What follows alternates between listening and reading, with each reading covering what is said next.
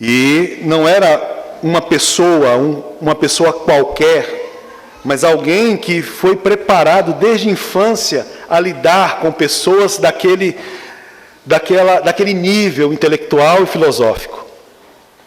Atenas era o maior centro intelectual e filosófico do mundo antigo. Havia outras cidades que disputavam isso: Alexandria, Tarso, Antioquia. E quem Deus leva para Atenas para refutar, para discursar, para pregar o Evangelho? Alguém que nasceu em Tarso, foi instruído em Tarso, onde tinha uma das maiores escolas de intelectualidade, intelectuais e filosofias no mundo antigo. Entendem? Deus usando instrumentos dele. Pessoas que se prepararam. Muitas vezes ele não entenderia o porquê, mas Deus foi o preparando. Sim, Saulo, ele é um rabino também, mas foi usado por Deus. Foi usado por Deus. Mas o ponto é, desde criança também Saulo foi entendido, foi ensinado a respeito das coisas de Deus, a respeito de Deus. O temor ao Senhor, a obediência ao Senhor. E isso é obrigação de nós pais, é obrigação de nós irmãos. A responsabilidade dos pais é ensinar o Evangelho. Ontem nós estávamos falando, essa introdução vai ser um pouco mais demorada, porque eu peguei nesse ponto agora, e tendo referência de Saulo. Ontem nós estávamos conversando, eu e minha esposa, você pai, você mãe, sabendo que existe uma escola rigorosa, uma escola de nível, ótimo, acima do nível, uma escola que os seus filhos ali vão ser instruídos de forma séria, uma escola que seus filhos, eles estarão indo em direção a uma profissão, algo, renomado, algo maravilhoso e bom. Se você tivesse condições, se tivesse a escola, esse tipo de escola, você escolheria essa escola ou uma escola que tem como fama brincadeiras? Ou uma escola que tem como fama é só um lugar para diversão? Qual dessas duas você colocaria? É lógico que a tua resposta é o quê? A melhor, que vai preparar melhor ele. Um ensino que tem mais seriedade. E a grande pergunta para todos: por que as coisas de Deus, elas são a igreja? Muitas vezes pais escolhem, buscam igrejas, que é onde os filhos vão ter diversão. Os filhos vão ter um passatempo. E as coisas que são eternas, o ensino que é eterno, ele fica em segundo plano. Estão entendendo? Estão entendendo, irmãos? Desde pequeno nós devemos ensinar os nossos filhos. Amém? É sério, Isso é muito sério. Isso é muito sério. Cria, Pense um pouco nessa ilustração. Muitas vezes você vai ter alguém que vai falar assim: porque eu gosto, porque meus filhos se sentem, se divertem. Se você pudesse colocar seu filho em uma escola rigorosa, parecer, no futuro, alguém bem-sucedido, qual você escolheria? E por que as coisas de Deus são tratadas dessa forma? São coisas muito mais sérias. Amém, irmãos? Atos 17, versículo 22, desculpa. Dando continuidade. Então, Paulo levantou-se no meio do aerópago, disse: senhores atenienses, em tudo vos vejo acentuadamente religiosos, porque, passando e observando os objetos de vosso culto, encontrei também um altar no qual está escrito: ao Deus desconhecido. Oremos. Pai, em nome do teu Filho Jesus, neste momento, nós oramos ao Senhor, pedindo ao Espírito Santo que venha iluminar a nossa mente, iluminar o nosso coração e a revelação da palavra do Senhor. Pai, eu me coloco à tua disposição, Deus, como uma ferramenta simples, porém de bom uso em tuas mãos, importando-me que eu venha diminuir e o Senhor venha crescer, Pai. Nos dê falsos exemplos de entendimento e compreensão da tua palavra. Em nome do teu Filho Jesus, nós oramos para a glória de Deus. Amém e amém, Jesus. Pode sentar, irmãos, em nome do Senhor Jesus Cristo. Só para nós lembrarmos e estarmos no contexto, né, no último culto, Paulo ele chega a Atenas e, como bem falei antes, Atenas era o centro intelectual, o centro filosófico do mundo antigo. E Deus o leva para lá, sim, isso é a providência de Deus, para levar o Evangelho a todos. Todos teriam essa oportunidade, a estes aqui, de ouvir a palavra de Deus, ouvir o Evangelho, se arrepender dos seus pecados. Deus usa Paulo. Paulo está sozinho. Paulo está esperando a Silas e Timóteo. E Paulo, diante de toda aquela idolatria, foi o que foi pregado no culto passado, ele não fica quieto. Ele não fica quieto. Ele vai à sinagoga, aonde estão os judeus, né, e sabendo que ali é onde se pregava a respeito, ou se ensinava a respeito de um único Deus, ele adverte, repreende aqueles irmãos lá, aqueles judeus. E também, não somente na sinagoga, ele prega a Cristo, mas também na praça. Na praça ele vem argumentar, na praça ele também vem pregar, na praça ele também ele anuncia o Evangelho. Um Deus, algo novo para aquele povo, algo novo para aqueles gentios. E o que acontece com isso? Filósofos, intelectuais, veio a questionar Paulo ali. E os epicureus, né, é um desses, e é questionado. Paulo dá a resposta, mas estes pegam a Paulo, né, eu quero ler o versículo 21, diz assim, ó: pois todos os de Atenas e os estrangeiros residentes de outra coisa não cuidavam, senão dizer e ouvir as últimas notícias.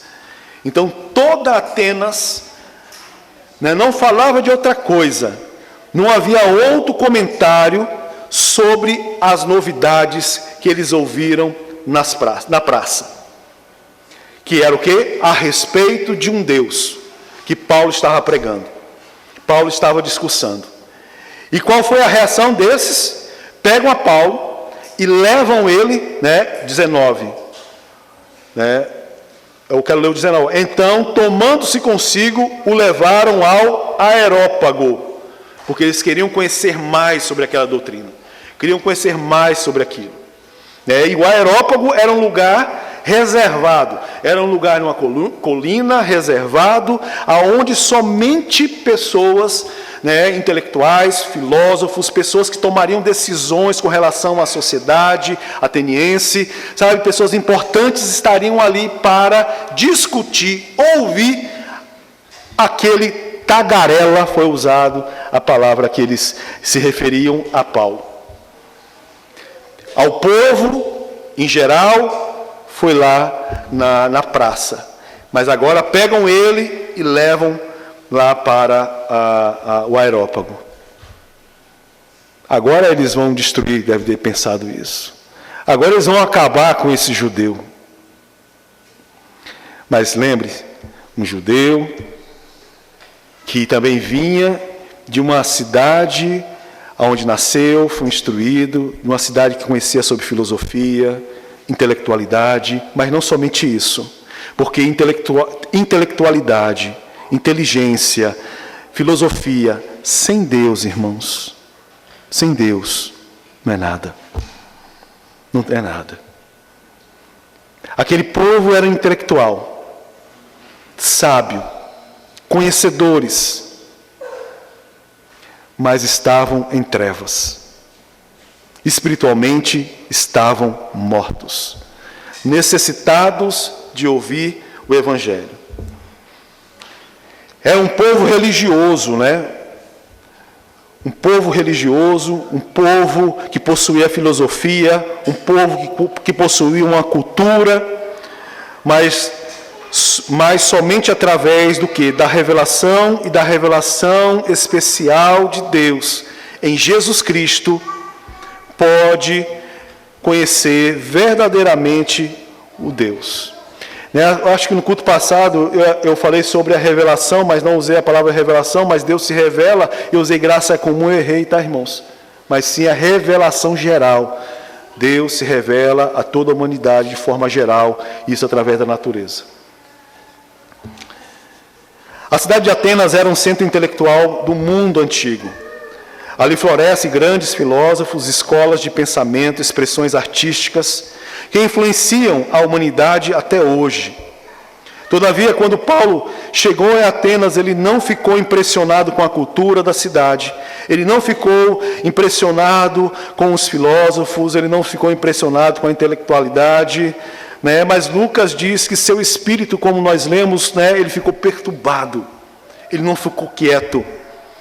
Ele ficou indignado ao ver a cidade dominada pela idolatria. A glória que deveria ser destinada a Deus estava sendo destinada a deuses falsos, a deuses que não eram verdadeiros, deuses que são nada menos fruto da imaginação do homem, num coração da imaginação manchada pelo pecado, com a queda. Havia templos por toda parte. Havia imagens de deuses em cada esquina. Havia discussões filosóficas em todas as praças. Mas havia um problema fundamental. Eles eram religiosos, porém não conheciam o Deus verdadeiro. Eles eram religiosos, mas eles não conheciam o único vivo Deus. Eles não conheciam. E ali em Atenas, Paulo ele traz, ele ensina, ele mostra àqueles atenienses a ignorância deles, apesar deles serem intelectuais. A ignorância deles, apesar deles serem, né, de uma cultura bem elevada. A ignorância deles, apesar deles serem, né, de um caráter filosófico muito aprofundado. A ignorância deles, apesar deles serem religiosos. Porque no versículo 22, então Paulo, se levantando-se no meio do aerópago, disse: senhores atenienses, em tudo vos vejo acentuadamente religiosos. Apesar deles serem religiosos, eles eram ignorantes com relação ao conhecimento do Deus, do único, faço ressalva disso, o único verdadeiro Deus. O Deus desconhecido que se revelou na pessoa de Jesus Cristo. Versículo 22, vamos lá. Então Paulo, levantando-se no meio do aerópago, disse: senhores atenienses, em tudo vos vejo acentuadamente religiosos. 23, porque passando e observando os objetos do vosso culto, encontrei também um altar no qual está escrito: ao Deus desconhecido. Pois esse que adorais sem conhecer é precisamente aquele que eu vos anuncio. Esses que adorais, ou esse que adorais sem conhecer, aquele altar ao qual estava escrito: ao Deus desconhecido. Paulo inicia a mensagem. Paulo ele começa tudo, não falando do homem, mas começando e apresentando a Deus.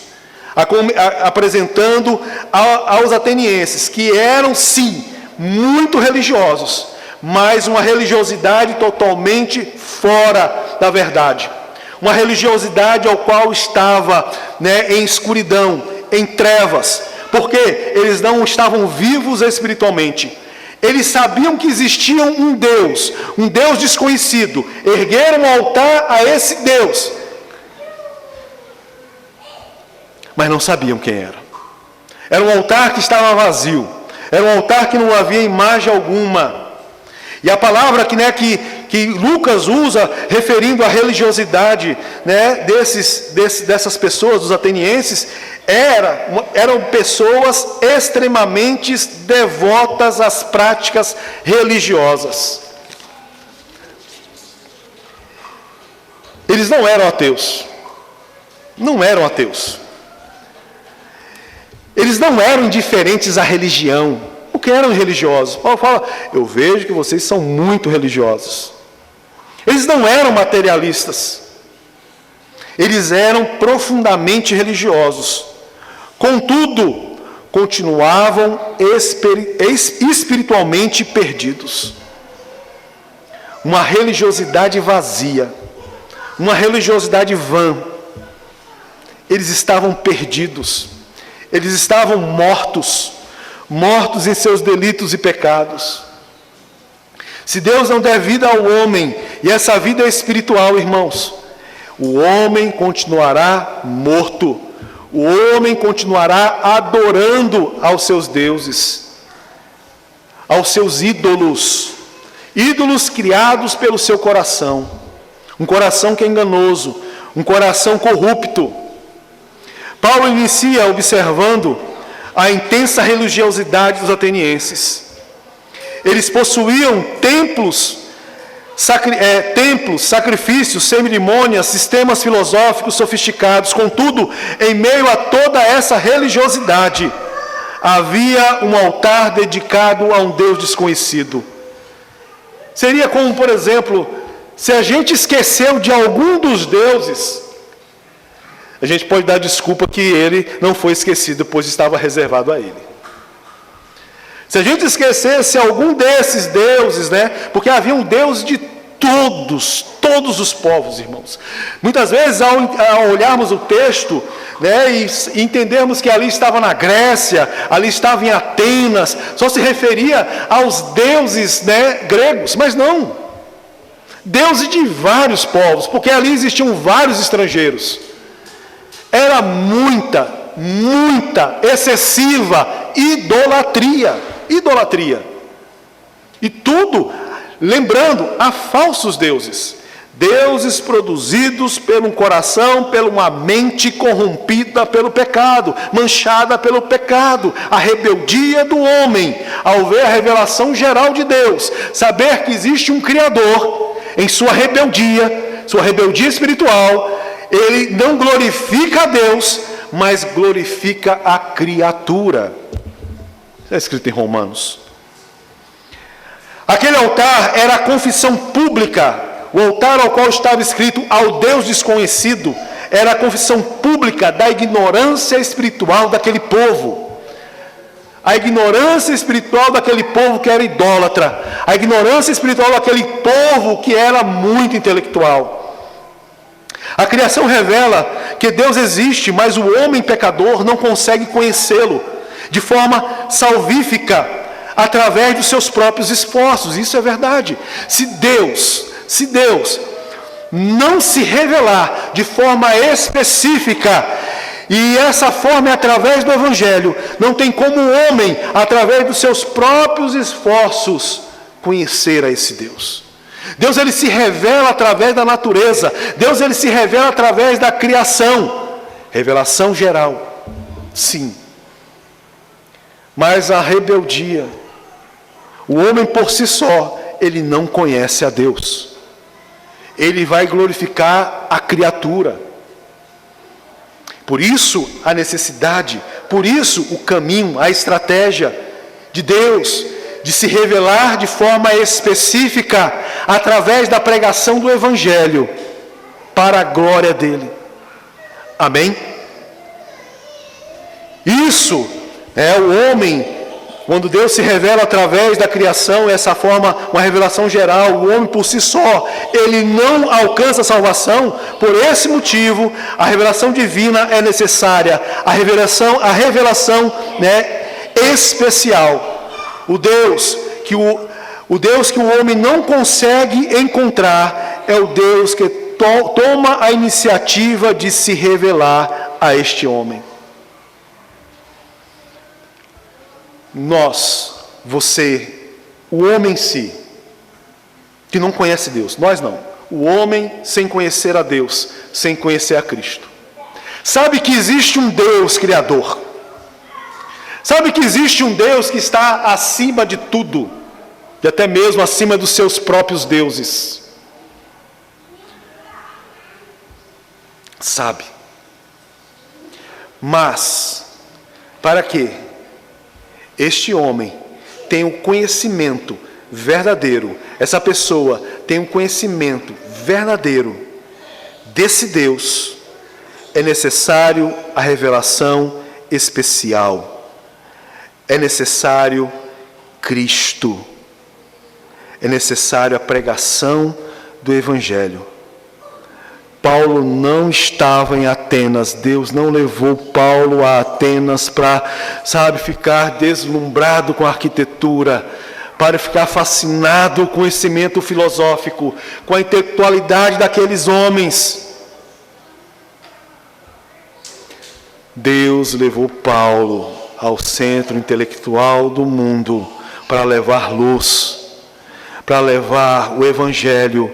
E aqueles homens, aquelas pessoas que tinham conhecimento da revelação geral de Deus, teriam o privilégio de ter a revelação especial, a pregação do Evangelho, para que eles venham se arrepender dos seus pecados e confessarem Jesus Cristo como seu Senhor e seu Salvador. Vivemos em uma sociedade semelhante à de Atenas. Muitos possuem espiritualidade. Muitos acreditam em Deus. Quantas pessoas que você conhece, que você sabe que são espirituais? Eu estou falando de diversa espiritualidade.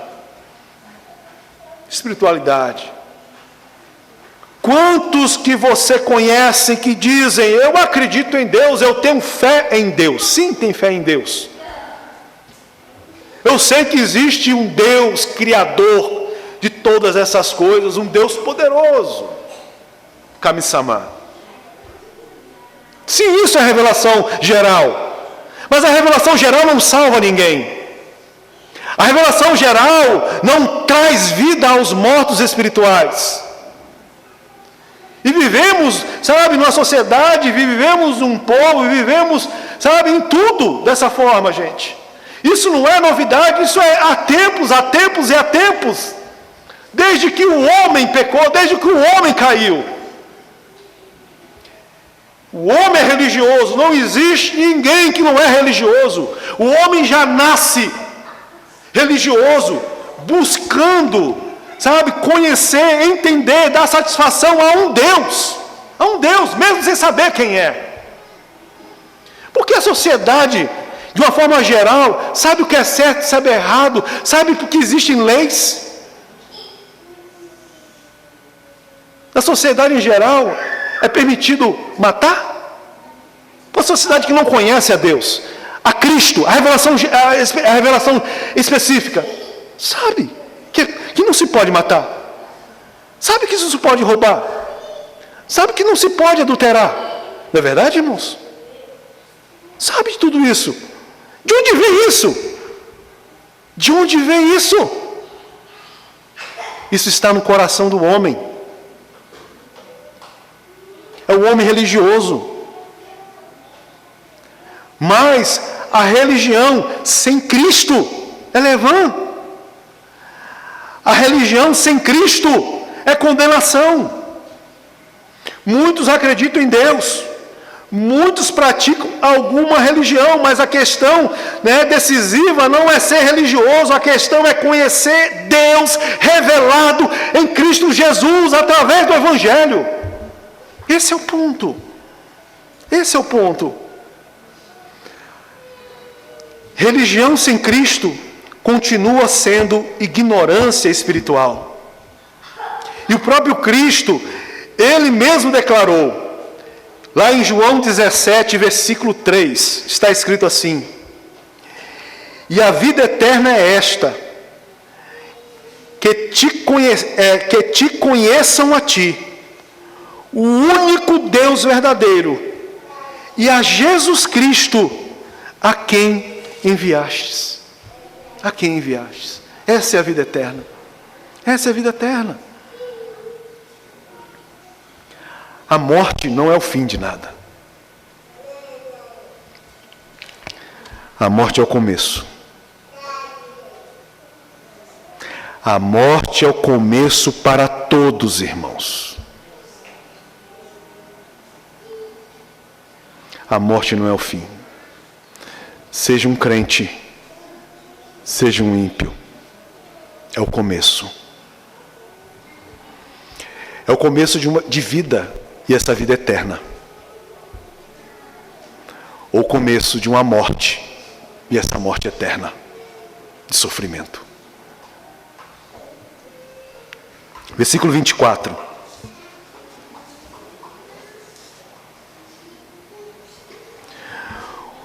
O Deus que fez o mundo e tudo que nele existe, sendo Ele o Senhor dos céus e da terra, não habita em santuários feitos por mãos humanas, nem é servido por mãos humanas, como se de alguma coisa precisasse, pois Ele mesmo é quem a todos dá vida, respiração e tudo mais.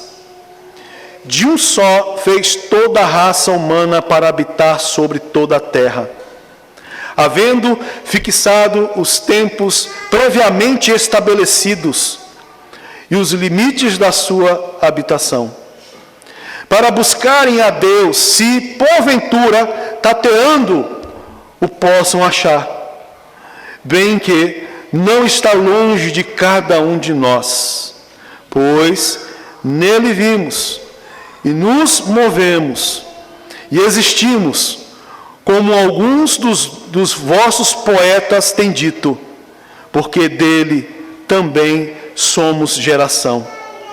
Sendo, pois, geração de Deus, não devemos pensar que a divindade é semelhante ao ouro, à prata ou à pedra, trabalhados pela arte e a imaginação do homem. O Deus verdadeiro é o Criador e Senhor de todas as coisas.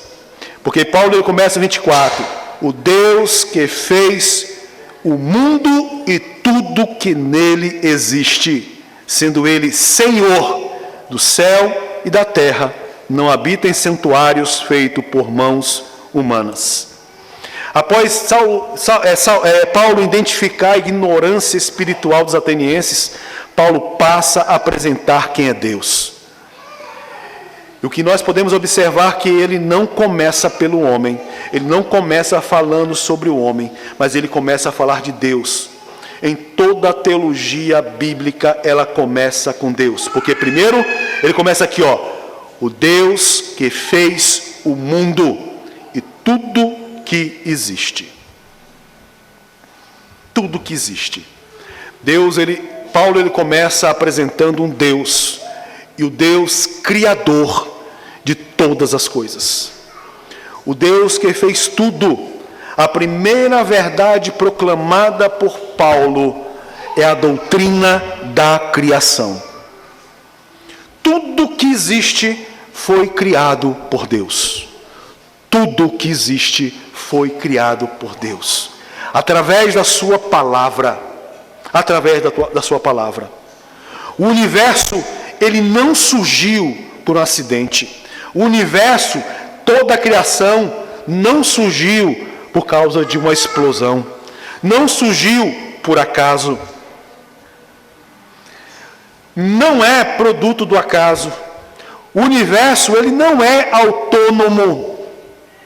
Deus não foi lá, como alguns pensam, deu corda, como um relógio, e deixou o mundo, deixou os homens agirem por conta de si só. De maneira alguma. O universo, a criação, ela não é autônoma. Ele existe porque Deus trouxe a existência. Deus trouxe à existência tudo que existe. Creatio ex nihilo. Deus traz do nada à existência. Nós, criatura, nós, homens, criados, imagem, semelhança desse Deus Criador, desse Deus poderoso. Nós temos a capacidade de criar alguma coisa, e isso é comunicável de Deus para nós. Foi comunicado isso para nós. Mas todos nós não temos o poder de criar algo do nada, não é verdade? Porque tudo que a gente criou, tudo que a gente possa criar, nós vamos usar alguma coisa que já está criada. Entenda? Nós temos aqui uma folha de papel. Não criou-se o papel do nada, não é verdade? Mas não. Como é que se cria o papel? Como tiveram a brilhante ideia de criar o papel, começa pelo papilo, mas vão colocar o papel, vão lá, cortaram uma determinada árvore. Eu já trabalhei em fábrica de celulose, corta-se a árvore, moe aquela madeira, ferve aquela madeira, tem um processo industrial que aí vai tirando, né, vai gerando, vai criando a seiva, né, a celulose, e dali se extrai vários produtos, não somente o papel, mas muita coisa que você nem imagina. Entendeu? Tudo que nós criamos, tudo que o homem criou, vem e parte da própria criação. Mas Deus, quando criou do nada. Ex nihilo. Criou do nada. Hebreus 11, versículo 3 diz assim: pela fé, entendemos que foi o universo formado pela palavra de Deus, de maneira que o invisível veio a existir das coisas que não aparecem, das coisas que eram invisíveis. Pela fé. E para entender isso, irmãos, entenda, para entendermos isso, e nós entendermos isso porque Deus se revelou especificamente a nós. Porque alguém que não tem a iluminação do Espírito Santo, alguém que não nasceu de novo, alguém que não se foi regenerado, ele não tem fé para acreditar fielmente que tudo iniciou do nada, através da palavra de Deus. Através da palavra de Deus. Por isso que alguns pensam que pregam, né? Eu falo de prega, seja alguém que não tem nem conhecimento de Deus, vão falar que o nosso ancestral, quem era? Alguém vai falar, o macaco, é muito além do macaco, uma ameba. Por quê? Sem a revelação específica do Senhor, tudo que o homem vai dar a justificativa de criação, irmãos, sempre vai partir de algo que foi criado. Deus criou tudo do nada. Do nada. Amém? Amém, irmãos? Toda a criação. É lógico, né? Mas pastor, o homem foi criado da terra, né? Do barro, sim. Mas o barro, a terra, foi criado do nada. Deus disse, haja luz e houve luz. Então, pela fé, entendemos que o universo foi o universo formado pela palavra de Deus, de maneira que o invisível vê existir das coisas que não aparecem, das coisas que são invisíveis. Então, Paulo ele começa, né, apresentando aos atenienses, apresentando às pessoas ali presentes, né, o Deus e o Deus Criador. Não começa a partir do homem, mas esse Deus que não somente ele é Criador, né, e é a parte B desse versículo, né, sendo ele Senhor do céu e da terra. Não somente Deus como Criador, mas Deus também é Senhor, e Senhor do céu e da terra. Por quê? Porque os gregos, né, a crença religiosa é que cada Deus criado pela sua imaginação, não somente os gregos, mas os povos pagãos, os povos que não têm conhecimento de Deus, cada Deus está se referindo ou se refere, toma conta, tem poder sobre uma determinada área. A área da criação, a área da vida, não é verdade? A gente está falando de gregos aqui. Não, Zeus é Deus do trovão. Poseidon, Deus do mar. Tem um Deus da guerra. O Deus, Atenas, Deus da sabedoria. Posso estar enganado, mas Atenas acho que é Deus da sabedoria. Está entendendo? Sempre específico para uma área. Mas aí Paulo está falando, ele é Senhor. Senhor de tudo. De tudo que existe, tudo que é criado. Não é como esses deuses que só são deuses e responsáveis por uma somente área. E lembrando, relembrando, deuses falsos, tá, irmãos? Criados pela imaginação humana. Ele é Senhor. Cada um governava, a ideia, os deuses gregos possuíam limitações, cada um governava determinadas áreas. Mas o Deus das Escrituras, ele governa tudo. O Deus das Escrituras, ele tem domínio absoluto sobre tudo. O Deus das Escrituras, ele tem governo, e esse governo, ele é universal. O Deus das Escrituras, o seu reino não possui fronteiras. Irmãos, não existe assim, Deus vai pedir licença para mexer em alguma coisa, Deus vai pedir licença para fazer alguma coisa. Um grande erro que muitas vezes nós cometemos em nossas orações, eu acredito que a gente não venha mais cometer esses erros. Mas Senhor, tem liberdade em nosso meio. Gente, é como se a gente autorizasse Deus a ter liberdade em nosso meio para fazer alguma coisa. Como se Ele estivesse esperando, se Ele mandar, se Ele pedir, tomara que eu vou agir. Estão entendendo? Tem liberdade, Senhor, está em nosso meio. Espera aí. Não existem barreiras para Deus. Não existem fronteiras para Deus. Não existe. E Paulo, ele está levando, ensinando, revelando esse Deus a esses atenienses. Um Deus que é criador de todas as coisas. O Deus que é Senhor de tudo. Um Deus que não precisa do homem. Um Deus que é autossuficiente. Versículo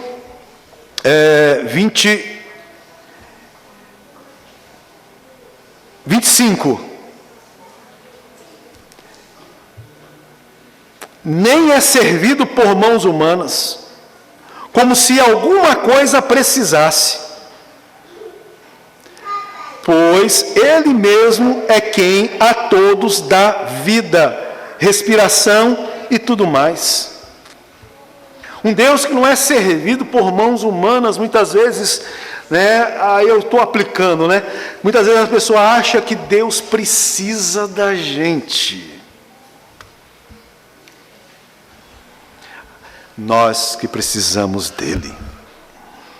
Se eu não fizer, se eu não realizar, se eu não estar, Deus não vai fazer, Deus não vai realizar, Deus não vai converter. Deus não precisa da gente.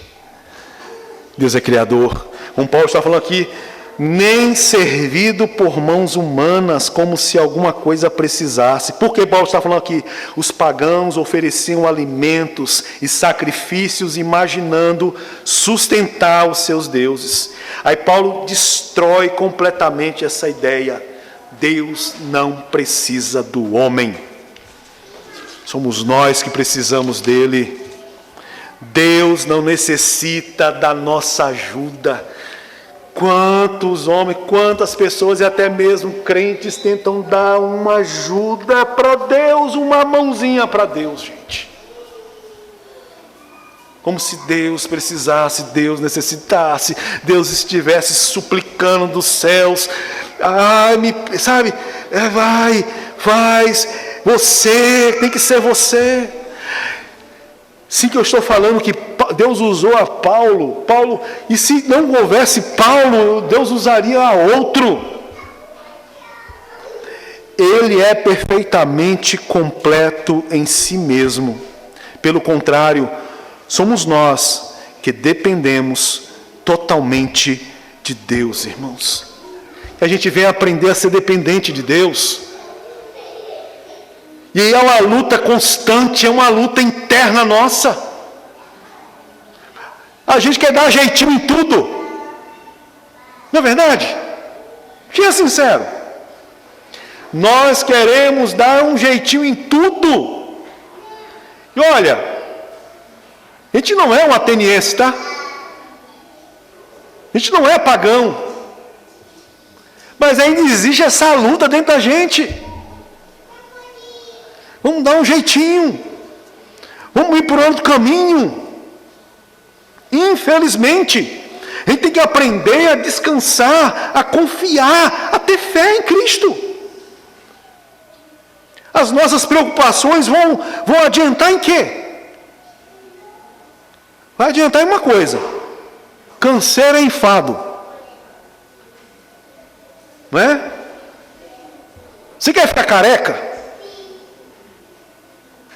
Se você quiser ficar careca, cheio de barba branca, cabelos brancos, descansa mais em Deus. Pastor, descansa mais em Deus. A gente luta, irmãos, contra isso. A nossa independência. O homem desde o Éden quer ser independente. A gente carrega esse ranço. A gente carrega esse mal. E Jesus falou o quê? Você está preocupado com o quê? Essa tua preocupação vai adiantar no quê? Vai aumentar o quê na sua estatura? Aumentar o quê? Olha, parafraseando, né? Você está ouvindo o que eu estou ouvindo? Sim. O que é que você está ouvindo? Estou ouvindo os pássaros. Eles não ajuntam, não têm celeiros. Estão aí, ó, glorificando a Deus. Deus os sustenta. Você está vendo aquilo ali, ó? Que coisa bonita. E está ali para viver por alguns momentos. Mas daqui a pouco, né? Um animal pisar em cima. Os lírios do campo. Nem Salomão em sua glória se vestiu de tal forma. E Deus os mantém. Deus te mantém. Que a gente venha aprender isso. Deus não depende da gente, é a gente que depende dele. Deus nos sustenta, como tem nos sustentado, para a glória dele, irmãos. E nisso, esse Deus sustentador da vida, vamos ler novamente, ó, nem é servido por mãos humanas, como se alguma coisa precisasse, pois ele mesmo é quem a todos dá vida. Não, vida, respiração e tudo mais. Você já encheu o pulmão essa manhã?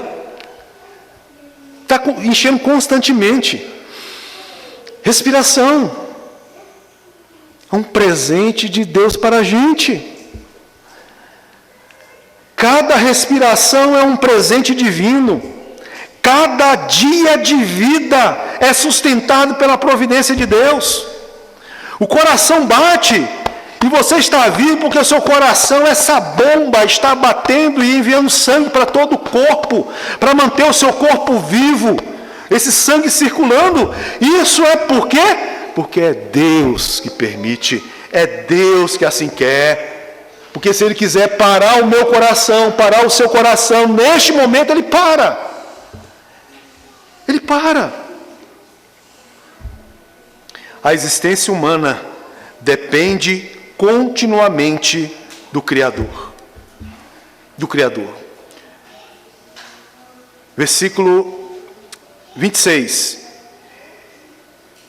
De um só fez a raça humana para habitar sobre toda a face da terra, havendo fixado os tempos previamente estabelecidos e os limites de sua habitação, para buscarem a Deus, se porventura tateando o possam achar, bem que não está longe de cada um de nós, pois nele vivemos e nos movemos e existimos, como alguns dos vossos poetas têm dito, porque dele também somos geração, e sendo, pois, geração de Deus, não devemos pensar que a divindade é semelhante ao ouro, à prata e à pedra, trabalhados pela arte e a imaginação do homem. E Deus governa a história. De um só homem, de Adão, Deus fez toda a humanidade, a Bíblia nos afirma. De um só homem, Paulo elimina todo orgulho racial.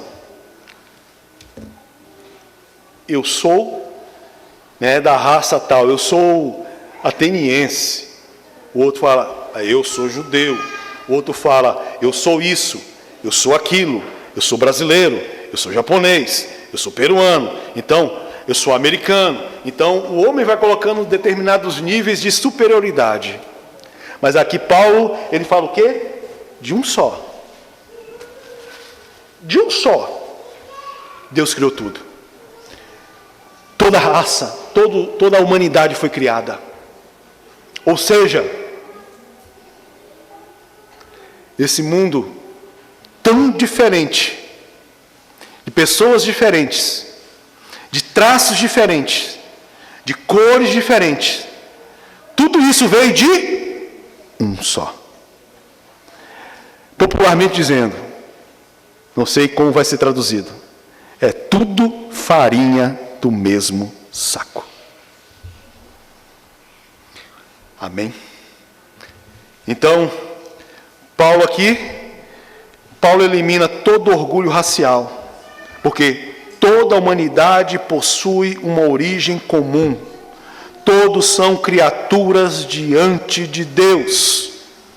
Além disso, fixou os tempos previamente estabelecidos e os limites de sua habitação. Ou seja, os impérios surgem, todos os impérios, todos os poderes, todas as nações surgem segundo a vontade soberana de Deus. A história não está entregue ao acaso. A providência divina governa todas as coisas. Vivemos em uma época em que muitos desejam um Deus pequeno, um Deus controlável, um Deus que não interfere em nossas vidas, em suas vidas. Um Deus que não governa soberanamente as nossas vidas. Nós vivemos em uma sociedade, nós vivemos em uma época que assim pensa, assim respira, assim quer. E muitos crentes assim, infelizmente, e seguem esse caminho. Deus, ele só pode intervir, Deus só pode agir, Deus só pode governar até um certo ponto. Até um certo ponto. Até onde eu permito. É o entendimento de um Deus pequeno, um Deus controlável. É o exemplo que eu dei. Senhor, agora tu tem toda a liberdade de manifestar a tua glória, de operar em nosso meio. Como se Deus tivesse limitado alguma coisa. Mas, infelizmente, muitos reduzem a Deus, a um Deus pequeno, a um Deus produzido pelo seu coração. E bem sabemos que o coração do homem é extremamente corrupto. O coração do homem é mau. O coração do homem está manchado pelo pecado. E não quer se submeter, não quer estar abaixo desse Deus. Isso vem desde o Éden. Se você comer desse fruto, será semelhante a ele. E muitos ainda se acham melhores do que Deus. Muitos se acham ainda mais bondosos do que Deus. Como eu posso acreditar? Como eu posso acreditar que um Deus vai condenar? Eu, no lugar dele, eu não faria isso. Sim, porque a gente não é justo como Deus é justo. Porque existe um coração e um coração corrupto. Um coração que quer ser melhor, quer estar acima de Deus. Essa é a grande verdade. Um coração, sabe, queremos ser mais piedosos, queremos ser mais amorosos, queremos ser mais justos. Deus é justo e tende a justiça sem folga. O ser humano, ele merece a condenação. Merece a condenação. Isso é justiça. Justiça. Se Deus não salvasse ninguém, Ele estava certo. Certo. Mas Deus foi misericordioso e nos chamou, nos elegeu, porque a gente tinha alguma coisa a oferecer. Olha o que Paulo falou. Ele não é servido por mãos humanas. Ele não precisa de mim, ele não precisa de você. Ele é Deus e é Deus, com nós ou sem nós. Ele é Deus, não é homem. Amém? A história não está entregue ao acaso. A providência divina governa todas as coisas. Vivemos em uma época em que muitos desejam um Deus pequeno, um Deus que não interfira em sua vida, um Deus que não governe a sua vida, um Deus que não seja, ou não exija melhor, não exija submissão a Ele. Mas o Deus apresentado por Paulo é um Deus soberano, um Deus que criou todas as coisas, um Deus que sustenta todas as coisas, um Deus que governa todas as coisas. E todas as coisas existem por um propósito, por um motivo, que é para a glória dele. Primeira pergunta do Catecismo de Westminster: qual o fim principal de todo homem? O fim principal de todo homem, responda, meu querido.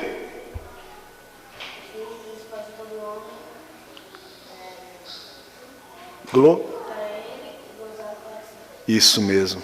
O fim principal de todo homem é glorificar a Deus e gozá-lo para sempre.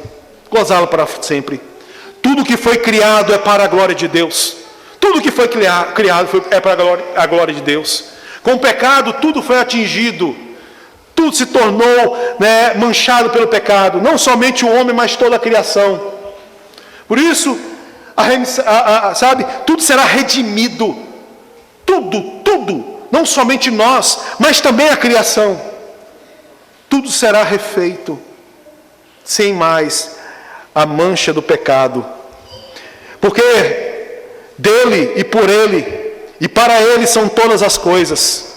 A ele, pois, a glória eternamente. Amém. Romanos 11, versículo 36. O Deus que criou as coisas agora chama a todos ao arrependimento. Versículo 30. Ora, não levou Deus em conta os tempos da ignorância. Agora, porém, notifica aos homens que todos, em toda parte, se arrependam. Deus após apresentar quem Deus é, Paulo chega ao coração da mensagem dele. O sermão muda da teologia para a aplicação, da doutrina para a decisão. Deus não levou em conta. Isso não significa que Deus aprovava a idolatria, mas Deus, em sua longânima paciência, suportou as nações durante séculos. E agora, com a vinda do seu Filho Jesus Cristo e a expansão do Evangelho aqui em Atenas, nos mostra o que? Um chamado universal. E esse chamado universal não é somente para alguns, mas o chamado é para todos. A palavra deve ser anunciada a todos os homens. Todos os homens. Sabemos quem são os eleitos? Não, por isso que é a todos os homens, todas as raças. Todos. Em toda parte. Não somente seria ali em Jerusalém, mas, como o Senhor deu a ordem aos discípulos: Jerusalém, Judeia, Samaria, confins da terra. Todos os povos, a ouvirem a palavra de Deus. E esse chamado, aqueles que são dele, os levam ao arrependimento. É o que Paulo está falando aqui. Agora, porém, notifica aos homens que todos, em toda parte, se arrependam. O arrependimento não é uma sugestão, o arrependimento não é um conselho, o arrependimento não é uma opção religiosa, mas o arrependimento é uma ordem divina. E arrependimento, meus queridos e amados irmãos, ele se dá de forma divina, sim. Se Deus não regenerar o coração, e essa regeneração se dá através da mensagem do Evangelho, através da pregação do Evangelho, irmãos, o homem não vai se arrepender. O homem pode ter remorso, e remorso é o quê? É a tristeza, culpa, o pesar que uma pessoa sente por causa de um erro ou pecado cometido, especialmente por causa das consequências que aquilo trouxe a ele. Digo que alguém que estava em pecado, está em pecado, e foi visto assim, foi advertido naquilo, e aí tem aquele sentimento, eu me arrependo disso, eu não farei mais. Digo, lógico, com muita análise, isso se chama remorso, porque se ele não fosse visto, se não fosse pego praticando aquilo, se ele não fosse descoberto aquilo, e por causa das consequências daquilo, ele não declararia aquilo, que estava arrependido.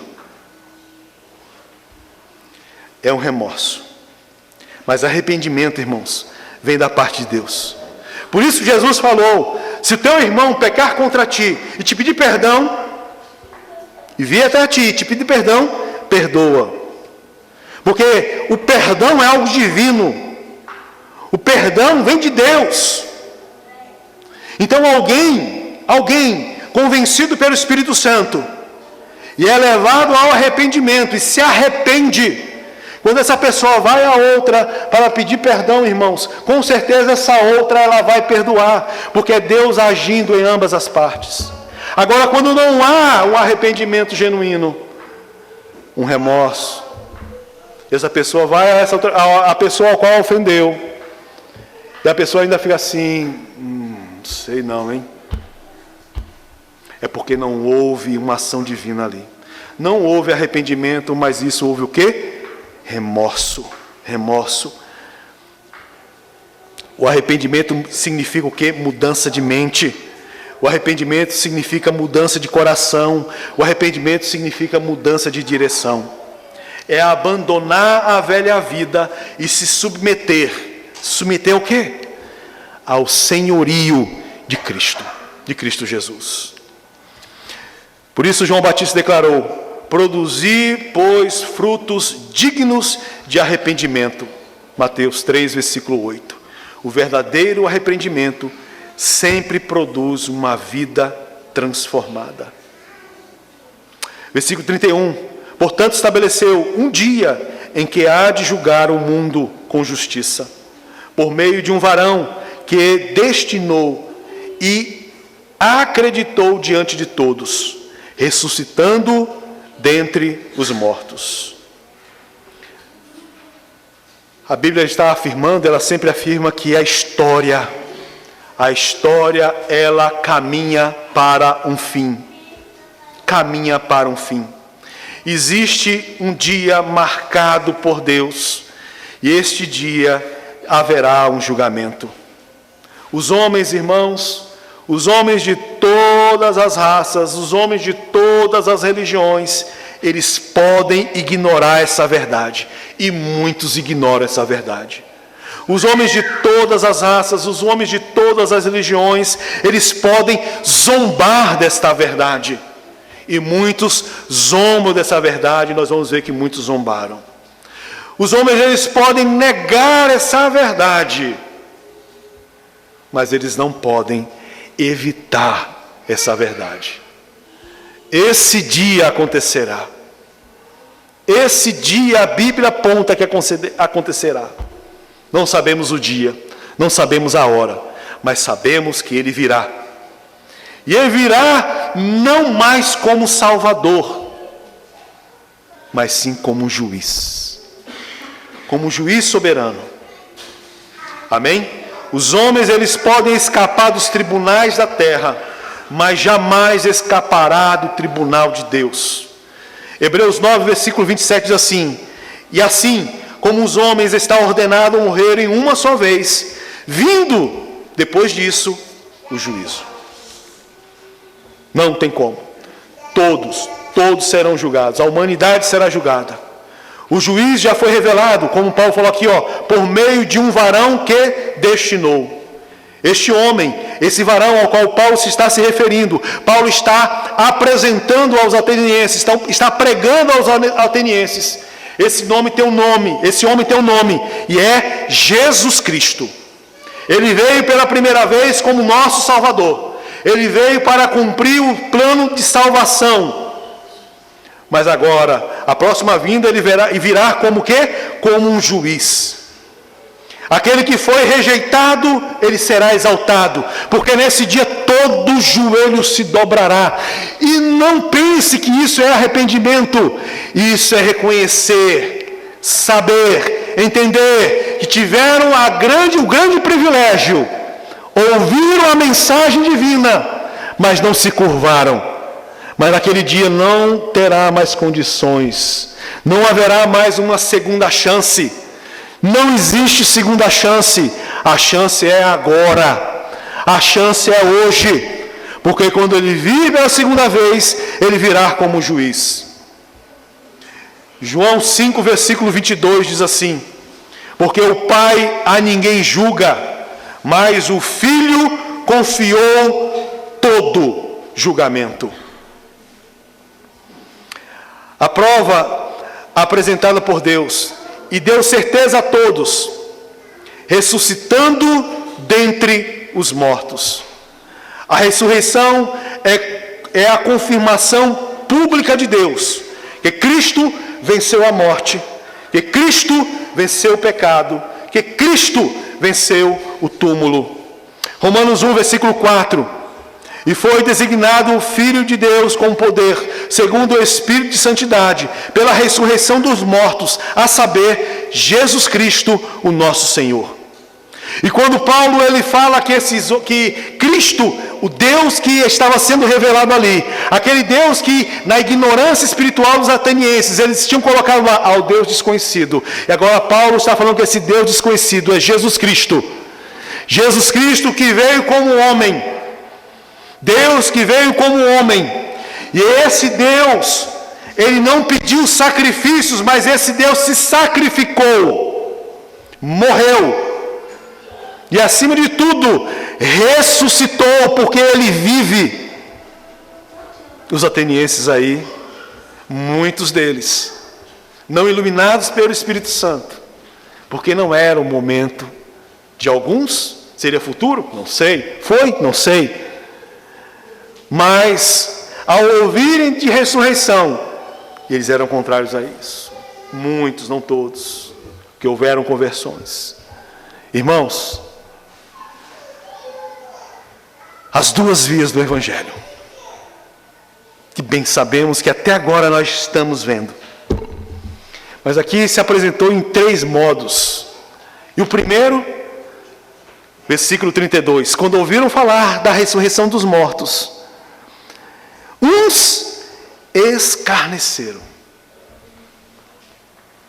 zombaram. Uns zombaram. Quantos nos zombam? Outros,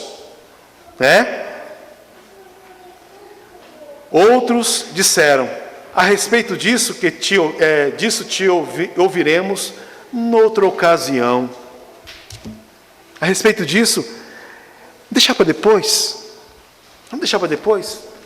Estou vivendo uma vida tão boa. Uns zombam, outros falam assim: não é a hora não, vou aproveitar um pouco mais.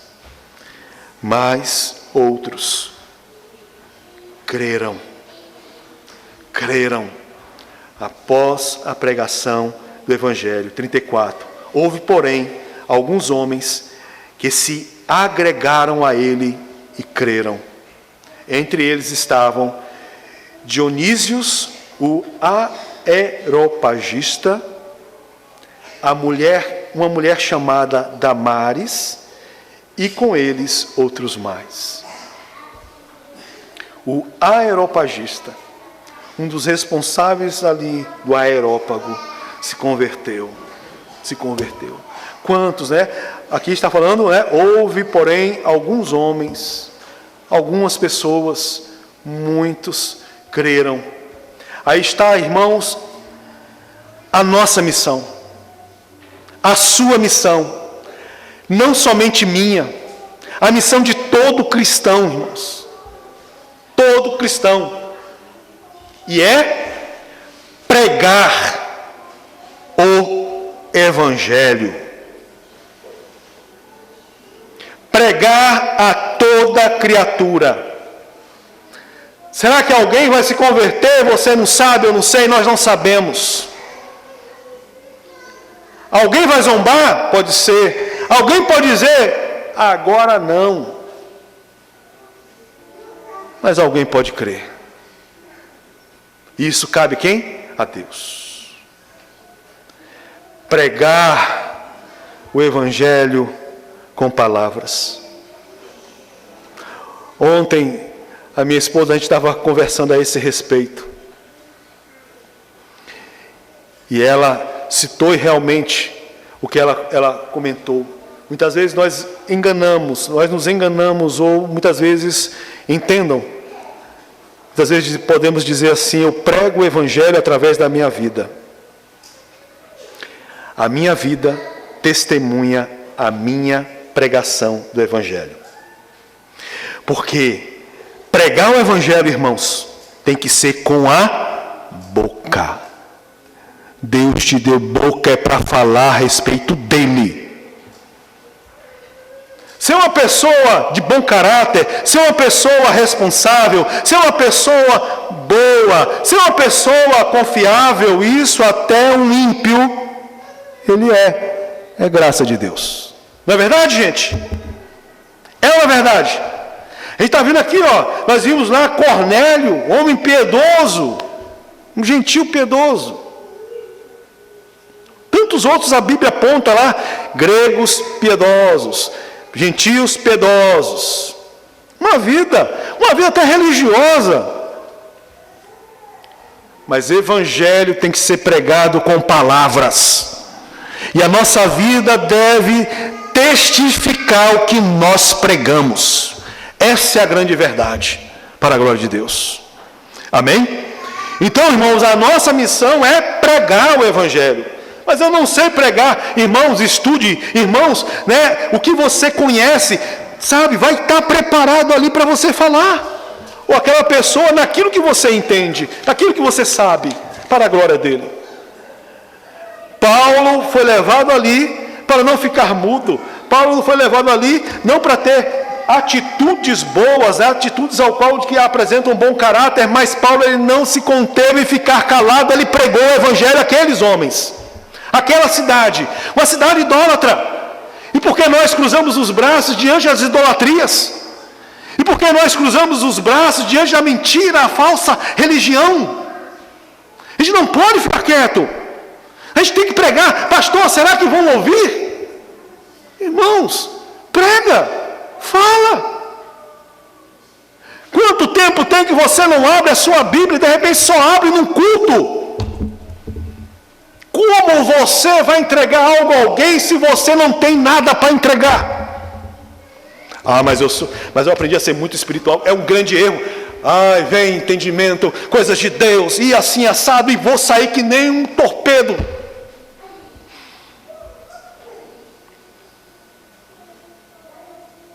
Nós temos tempo para tudo. Mas a gente dá tanta desculpa para Deus. A gente tem tempo para tudo, gente. Para tudo.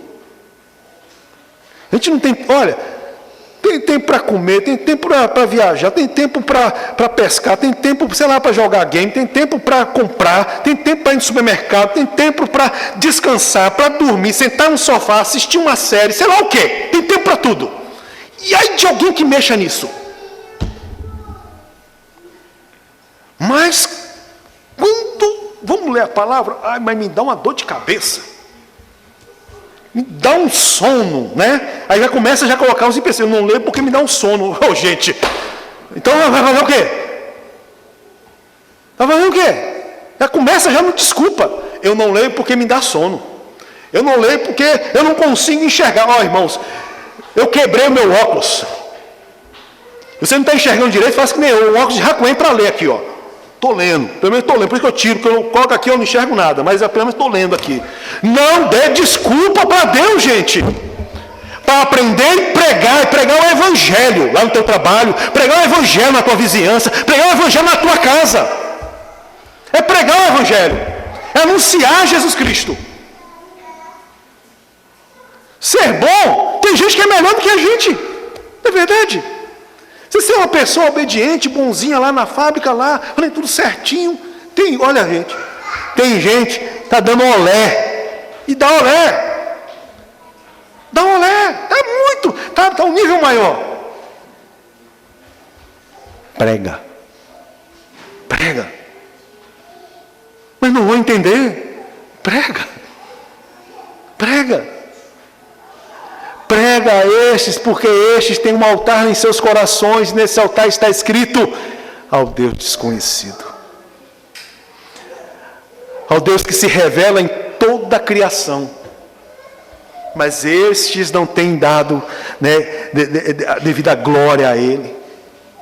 Estes não têm se rendido a Ele. Ao Deus que está revelado em tudo. Ao Deus desses que ao qual, né, fala assim, eu acredito em Deus.